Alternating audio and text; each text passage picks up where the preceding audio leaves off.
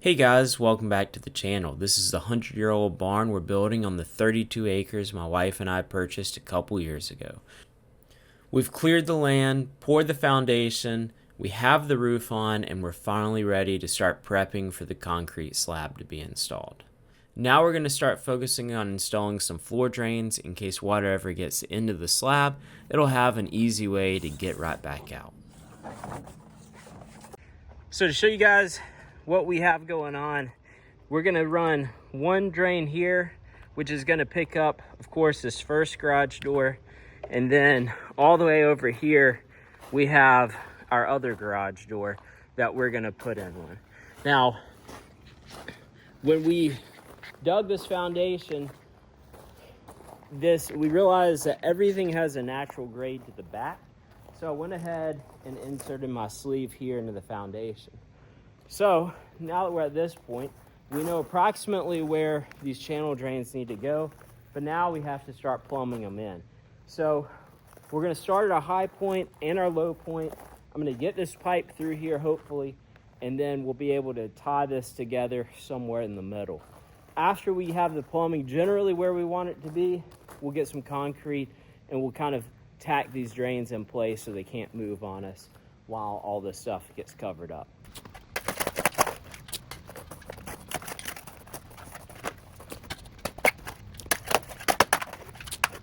One problem I had was when I put this pipe through here, the grade on the outside of the barn ended up being a little bit higher and pushing some of this water back into this hole. So we're gonna have to also fix that, make sure all this drains out nice and far away from the building so we don't accidentally get water up under our slab. That would be about the worst case scenario.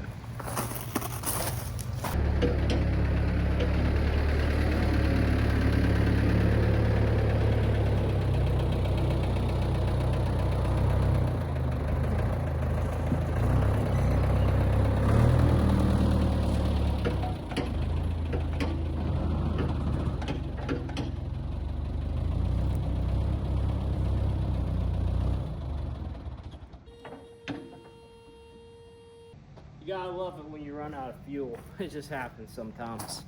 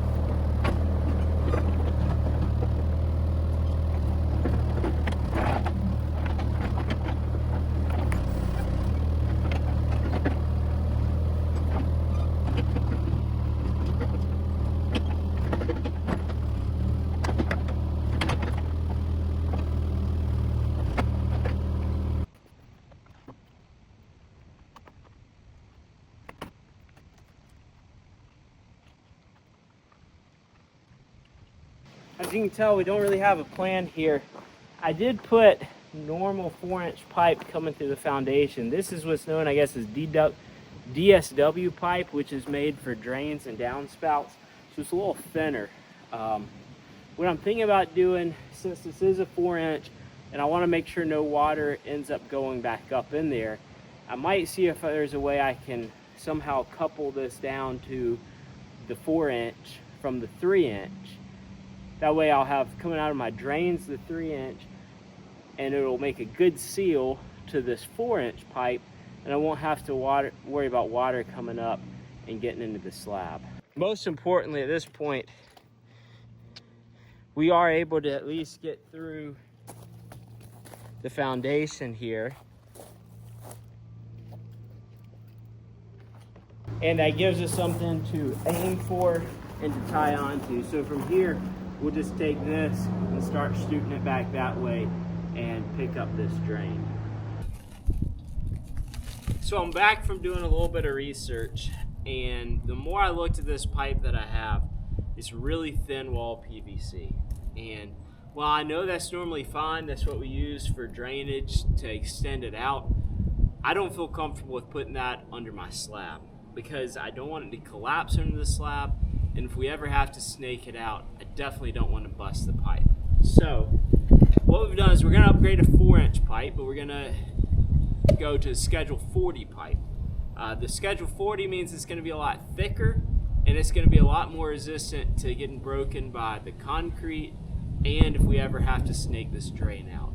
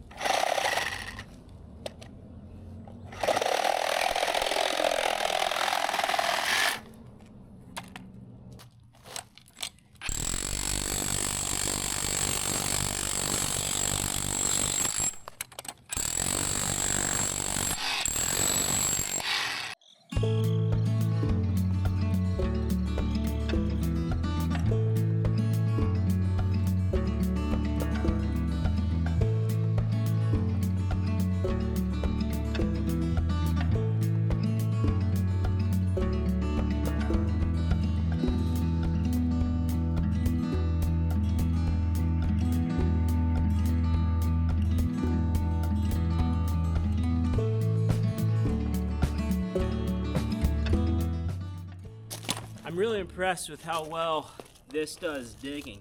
This isn't even a spade on it. I think you can get spades that go on the end of it. But we got this hard layer with rock embedded in it, and this thing really makes easy work of breaking it up.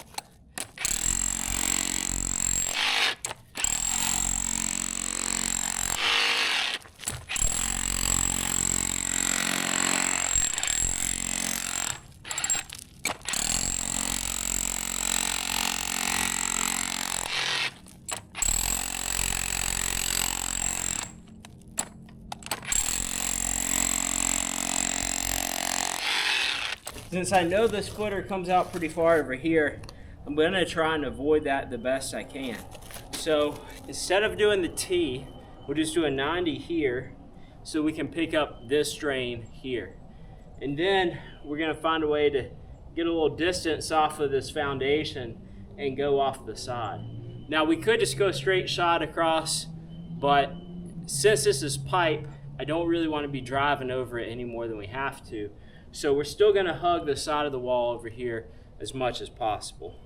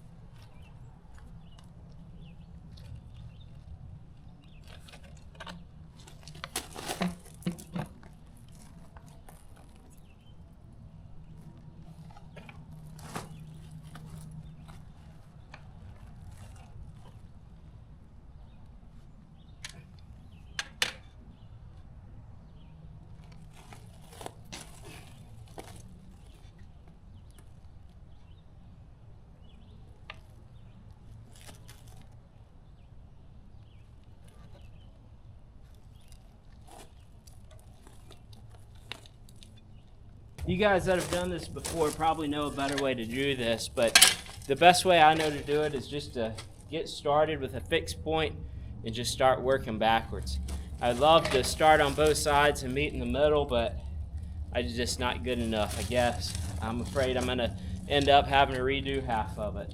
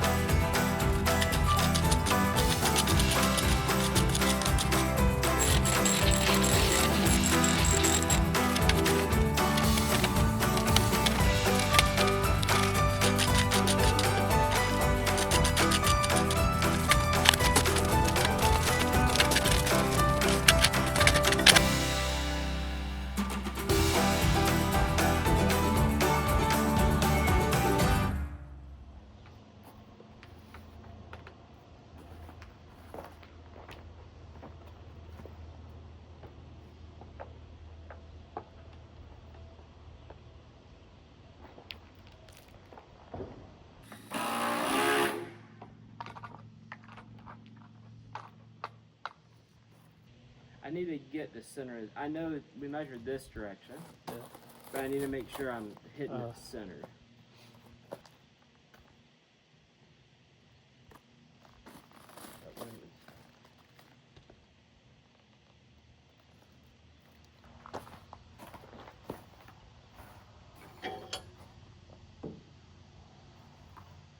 I'm just trying to make sure that this pipe is the right direction, left to right. Yeah.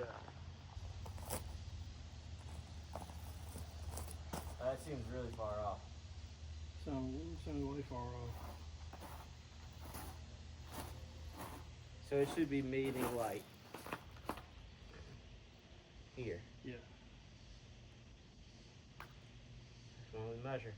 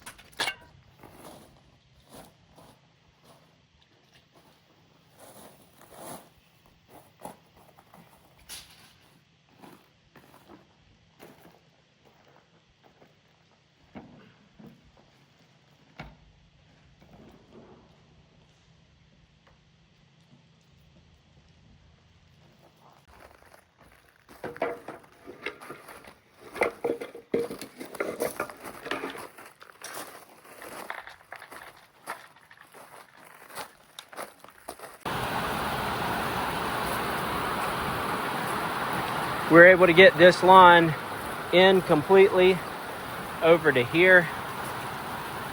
I didn't want to set these drains because they're going to bring an excavator in just a couple of days for digging out the main sewer line coming from over here. So I just didn't want to put this nice expensive drain in and have it get broken by accident. So we just covered it up with a little block to protect the pipe where it's going to come out. But you can see all of the underground drain is pretty much done. Only thing left we have to do is just set the actual drains like we did on this one over here. This really gives you an idea for how tall everything's going to be when it's all finished, said and done. So it's going to look pretty good out here. Glad to get this phase done. Once the plumbers come out and they do their stuff, we'll be able to do one final compaction and set these drains finally exactly where they're supposed to go. After we get these drains put in, the plumbers come and they're done, we're ready to start insulating and putting our rebar in for the final steps of the slab preparation. So guys, appreciate you working with me. You can see and hear the thunder coming in. It's time for me to get out of here tonight, but appreciate you guys working with us as always.